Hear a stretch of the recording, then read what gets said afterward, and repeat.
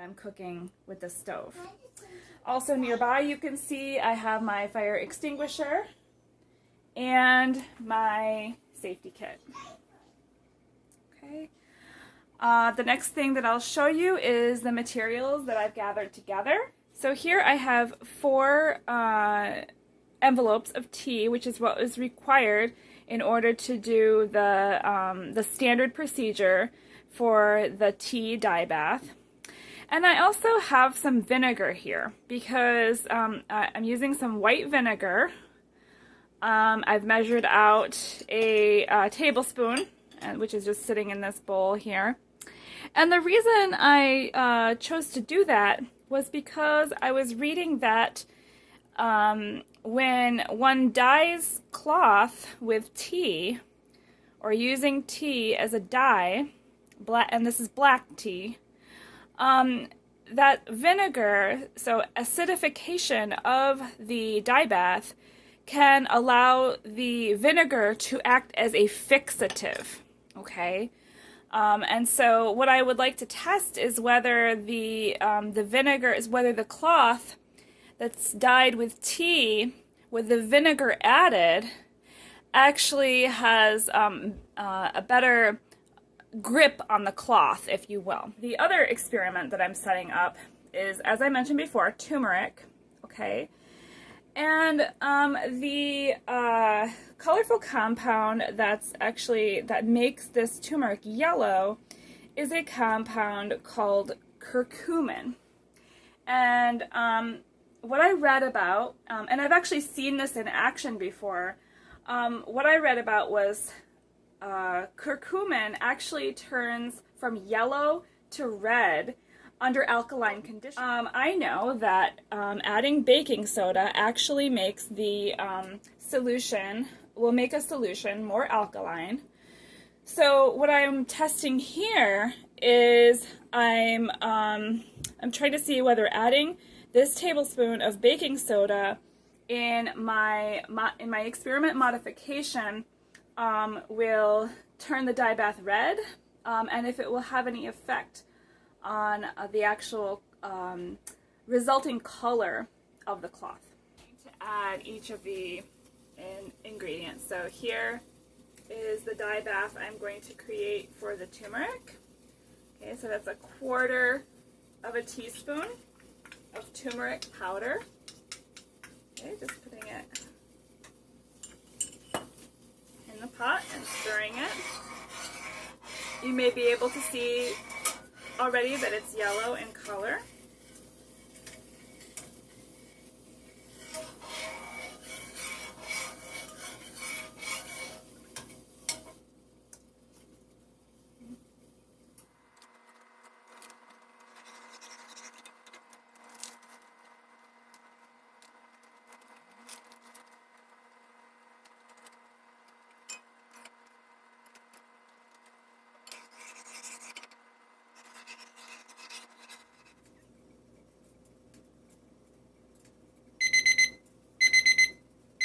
There goes my 5-minute timer.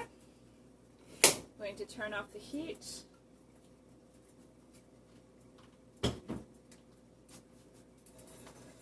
Because I'm using electric, I'll take them off the heat.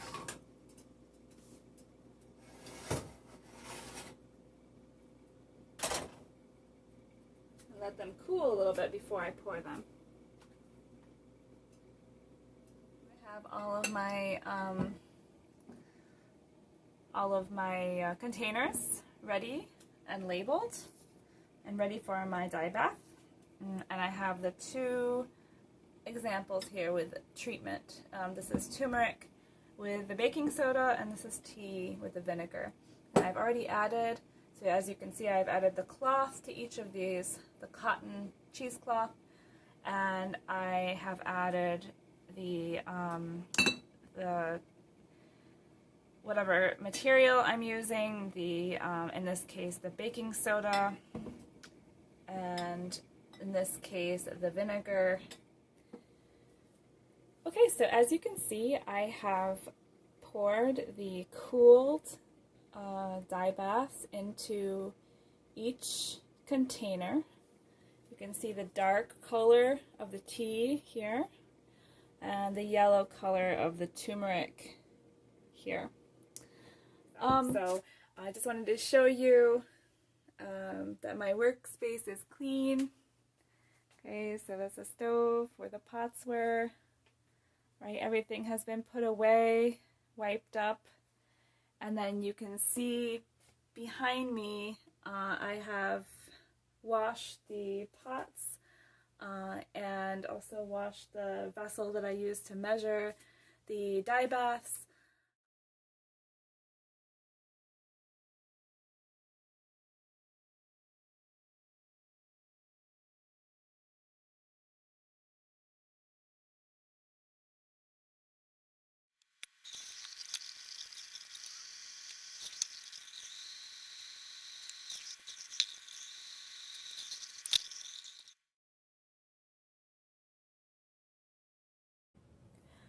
Okay, so I've left my cloth overnight, and now you can see the results.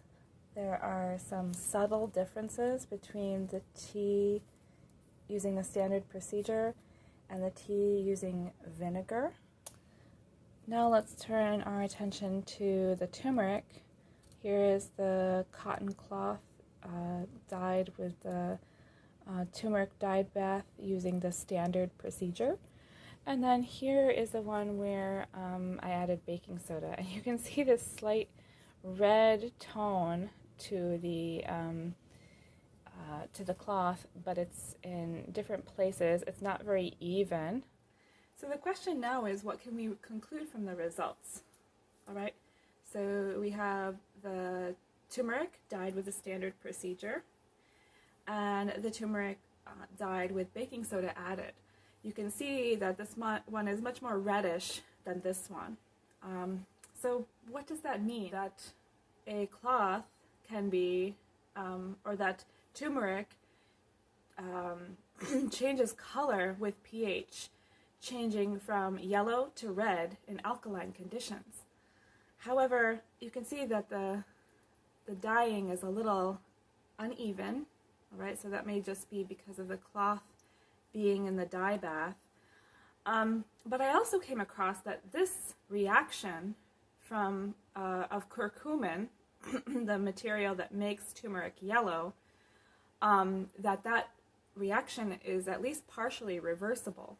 So is that what happened here, or was it just that the cloth was crumbled up?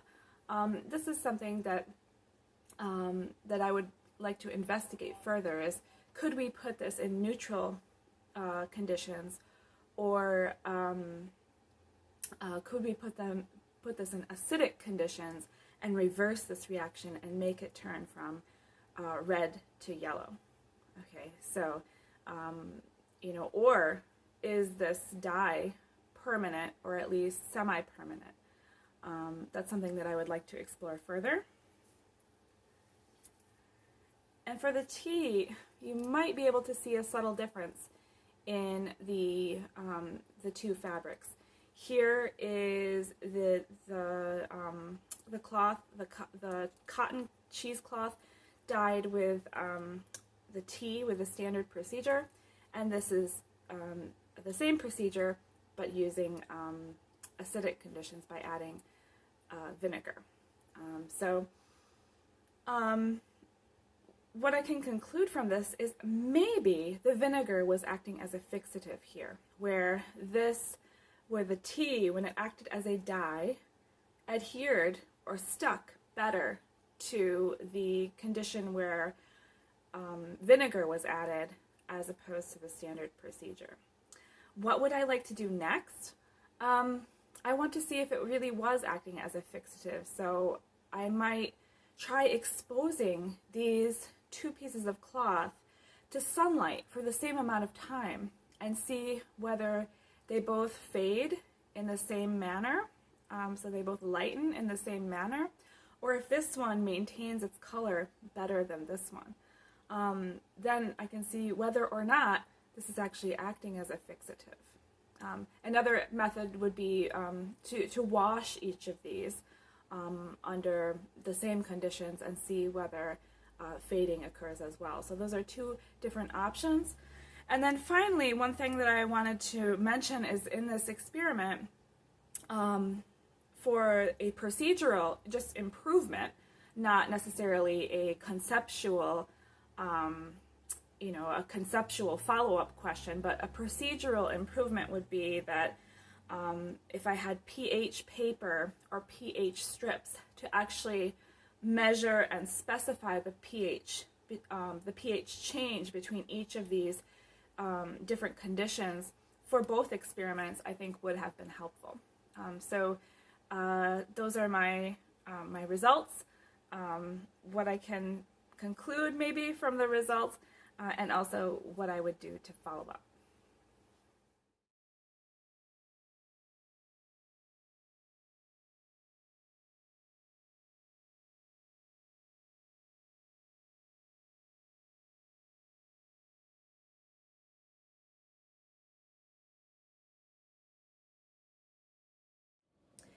Okay guys, so here are the results of my trial 2.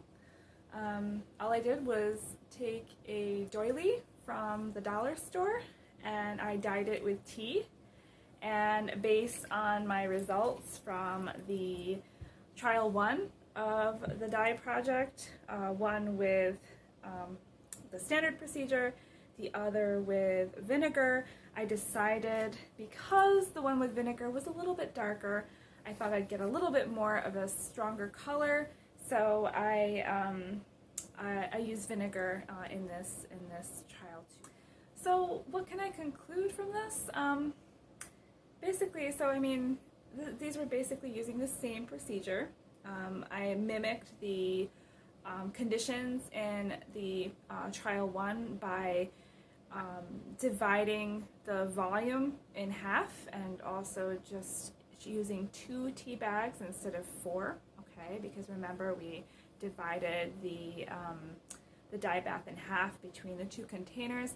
Now I was just using 1. I wasn't really comparing it with anything. I just wanted to make something based on my previous results.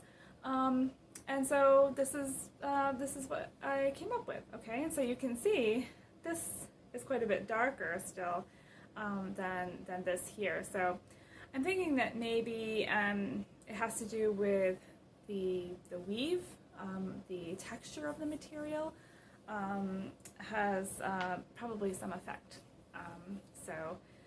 Just some brief conclusions there, and also just to give you an idea of what you need to do for trial 2.